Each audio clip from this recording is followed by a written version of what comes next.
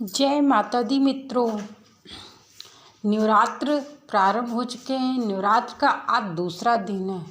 मित्रों, यदि आप नवरात्र में कन्या पूजन करते हैं तो उसका क्या महत्व रहने वाला है। कन्या पूजन के लिए कौन सा दिन उत्तम रहता है। वैसे नवरात्र में आप किसी भी समय कन्या पूजन कर सकते हैं, उसकी कोई बात नहीं है, परंतु सप्तमी से लेके नौमी तक कन्या पूजन का विशेष महत्व माना जाता है।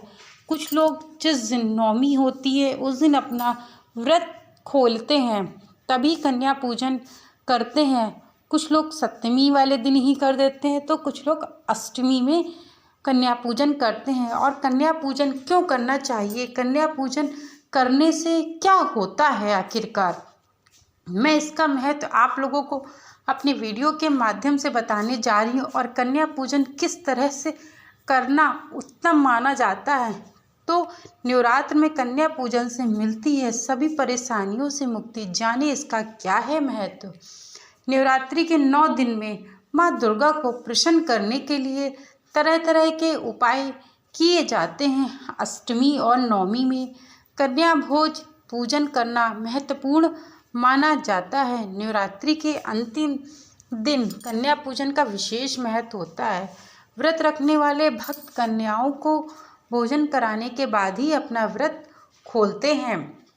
ऐसी मान्यता है कि जो व्यक्ति 9 दिन का उपवास रखता है, वह नौमी वाले दिन, जिस दिन अंतिम दिन होता है नवरात्र का, उस दिन कन्याओं को भोजन कराने के बाद ही अपना व्रत खोलना चाहिए। कन्याओं को देवी माँ का स्वरूप माना जाता है। मान्यता है कि इस दिन कन्याओं को भोजन कराने से घर में सुख शांति एवं संपदा आती है। और कन्या भोजन के दौरान 9 कन्याओं का होना आवश्यक होता है। इसी बीच यदि कन्या 10 वर्ष से कम आयु की हो तो जातकों को कभी धन की कमी नहीं होती है और उसका जीवन उन्नतिशील रहता है। आपको बता दें कि नवरात्र में कन्या पूजन का महत्व है। आमतौर पे नौमी को कन्याओं का पूजन करके उन्हें भोजन कराया जाता है, लेकिन कुछ श्रद्धालु अष्टमी को या सप्तमी को भी कन्या पूजन करते हैं।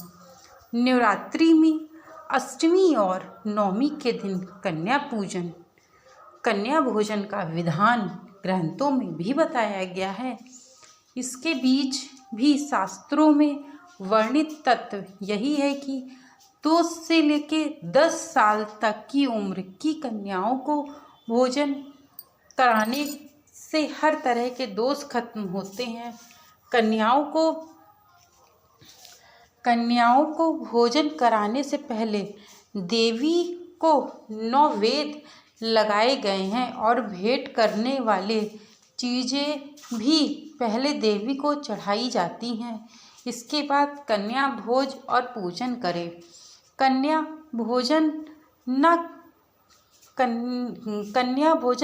न करवा पाए तो भोजन बनाने का कच्चा सामान जैसे चावल, आटा, सब्जी, फल कन्या के घर जा करके उन्हें भेंट भी कर सकते हैं। कन्या और देवी के शास्त्रों की पूजा। अष्टमी को विधिवत प्रकार से माँ शक्ति की पूजा करें। इस दिन देवी के शास्त्रों की पूजा करनी चाहिए। इस तिथि पर विधिवत प्रकार से पूजा करनी चाहिए और विशेष आहुतियों के साथ देवी को प्रसन्न करने के लिए हवन भी करवाना चाहिए। इसके साथ ही 9 कन्याओं को देवी का स्वरूप मानते हुए भोजन करवाना आवश्यक होता है। दुर्गा अष्टमी पर माँ दुर्गा को विशेष प्रसाद चढ़ाना चाहिए। पूजा के बाद रात्रि को जागरण करते हुए भजन कीर्तन इत्यादि उत्सव मनाना चाहिए। कन्या पूजन से मिलेगी सभी परेशानियों से मुक्ति। यदि आपके जीवन में कोई परेशानी चल रही है तो आपको उससे मुक्ति मिल जाएगी। अगर शादी में देरी हो रही है तो 5 साल की कन्या को खाना खिलाकर श्रृंगार का सामान भेंट करें। पैसों की कमी से परेशान है तो 4 साल की कन्या को खीर खिलाएं। इसके बाद पीले कपड़े और दक्षिणा दें। 9 साल की 3 कन्याओं को भोजन सामग्री और कपड़े देने से शत्रु बाधा और कम काम में आ रही रुकावटें दूर हो जाती हैं। 3 और 10 साल की कन्याओं को मिठाई देने से पारिवारिक कलेश दूर हो जाता है। बेरोजगारी से परेशान है तो 6 साल की कन्या को छाता और कपड़े का भेंट करें। 5 साल से 10 साल की कन्या को भोजन सामग्री देकर दूध, पानी या फलों का रस भेंट करने से सभी तरह की समस्याओं का निवारण होता है। पुराणों में कन्याओं को भोज का क्या महत्व है, यानी कि जो कन्या भोजन कराया जाता है उसका क्या महत्व होता है। पौराणिक धर्म ग्रंथों एवं पुराणों के अनुसार नवरात्रि के अंतिम दिन कुमारी पूजन आवश्यक होता है, क्योंकि कन्या पूजन के बिना भक्त के नवरात्र व्रत अधूरे माने जाते हैं। कन्या पूजन के लिए सप्तमी, अष्टमी और नवमी की तिथि उपयुक्त मानी गई है। कन्या भोज के लिए 10 वर्ष तक की कन्याएं उपयुक्त मानी जाती हैं। इस तरह करें पूजन। कन्या पूजन के दिन घर आई कन्याओं का सच्चे मन से स्वागत करना चाहिए। इससे देवी माँ प्रसन्न होती हैं। इसके बाद स्वच्छ जल से उनके पैरों को धोना चाहिए। इससे भक्त के पापों का नाश होता है। इसके बाद सभी 9 कन्याओं के पैर छूकर आशीर्वाद लेना चाहिए। इससे भक्त की तरक्की होती है। पैर धोने के बाद कन्या को साफ आसन पर बैठाना चाहिए। अब सारी कन्याओं के माथे पर कुमकुम का टीका लगाना बहुत आवश्यक होता है और कलावा बांधना चाहिए। कन्याओं को भोजन कराने से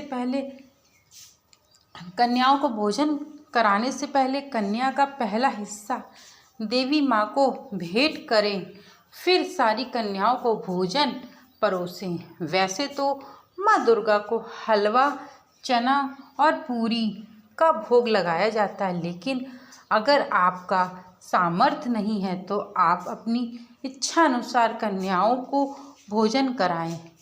भोजन समाप्त होने पर कन्याओं को अपने सामर्थ्य अनुसार दक्षिणा अवश्य दें, क्योंकि दक्षिणा के बिना दान अधूरा माना जाता है।